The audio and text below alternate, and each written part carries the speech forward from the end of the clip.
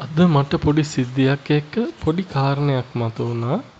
මට හිතුණා ඒ කාරණය ඒ සිද්ධිය ඔය හැමදෙනා එක්කමත් බෙදා ගන්න. ඒ තමයි අපේ හිටිය අයියා කෙනෙක්. ඒ අයියා ඇඳන් ආව හරි ලස්සන ටී-ෂර්ට් එකක්. අයියා හරි දානපති අයියා කෙනෙක්. දානෙට ගොඩක් කැමති. පරිත්‍යාගශීලී කෙනෙක්. මම ඒ අයියට කිව්වා මේ ටී-ෂර්ට් එක හරි ලස්සනයි. එහෙම කිව්වම ඒ අයියා මගෙන් ඇහුවා මේක දෙන්නද මම කියලා. මං කිව්වා හොඳයි මම කැමතියි ඒකට. ඊට පස්සේ හරි එහෙනම් මම මේ ටී-ෂර්ට් එක හොදලා ගෙනත් දෙන්නම් කියලා. මේ දවස්වල මේ පැත්තට හරියටවත් වහිනවා. ඉතින් හොදලා වේලිලා නැහැ. දැන් මට දවස් 2-3කට කලින් තමයි ওই සිද්ධිය උනේ. නමුත් තවමත් ඒ ටී-ෂර්ට් එක මට ගෙනත් දුන්නේ නැහැ. මොකද වේලිලා නැති නිසා. මම ඒ අයියා ඊට පස්සේ හම්බෙන සැරයක් ගානේ අහනවා අයියාට ටී-ෂර්ට් එක වේලිලාද? පුස්කයිද දන්නේ නේද? බැලුවද ඒක? වගේ ප්‍රශ්න. ওই ප්‍රශ්න මගේ හිතට නැගෙන්න හේතුව ඇයි කියලා මං ටිකක් කල්පනා කරා. එතනදී තමයි අර කාරණේ මතුවෙන්නේ. බලන්න ඒ ටී-ෂර්ට් එක මගේ කියන හැඟීම මං ඇති කරගත්ත මොහොතේ ඉඳන් නේද ওই වගේ ප්‍රශ්න එන්නේ.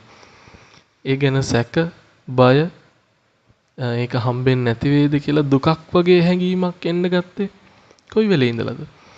ඒ ඇඳුම මගේ කියලා මම සංකල්පය ගොඩනගා ගත්ත මොහොතේ ඉඳලා. ඊට කලිනුත් ඒ ඇඳුම තිබ්බද නැද්ද? ඒ ඇඳුම ඊට කලිනුත් එයා ළඟ තිබ්බා.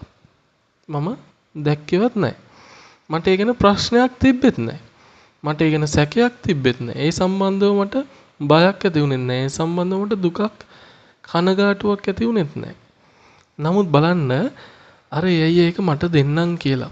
මං ඒක දැන් මගේනේ මේක කියලා අපේක්ෂාව ඒ මානසික සංකල්පය හදාගත්ත මොහොතේ ඉඳන් මගේ චින්තනයේ මොකද උනේ? ඒ සම්බන්ධව මට බයක්, සැකයක්, දුකක් වගේ හැඟීම් එන්න ගත්තා. මම ඒක ටිකක් ගැඹුරින් කල්පනා කරාම තමයි ඒ කාරණේ තේරුනේ. බලන්න අපි යම් දෙයකට මගේ කියලා හැඟීමක් ඇති කරගන්න මොහොතේ පටන් සිද්ධ වෙන ඒ කාරණේ නෙමෙයිද කියලා. බලන්න දැන් අපි වීදුරු භාජනයක් ගෙදර ගෙනාවම කොච්චර පරිස්සම් කරනවද? හැබැයි මේ වීදුරු භාජනේ කඩේ තියෙද්දි අපි ඒක ගැන පරිස්සමක් ගැනක්වත් හිතුවද? අපි වීදුරු භාජන තියෙන කඩයක් දකිනවා. කඩයක් දැක්කම හිතෙනවා අනේ මේක බිඳෙයිද දන්නේ. බිඳුනොත් මට දුක හිතෙයි කැඩෙයිද දන්නේ.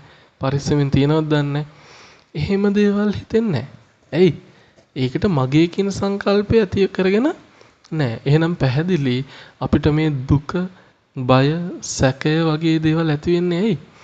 මේ මගේ කියන අපි හදාගන්න ඒ මානසික සංකල්පය නිසා. එතකොට භෞතික, අභෞතික, මානුෂික සම්බන්ධතාවලදීත් එහෙමයි.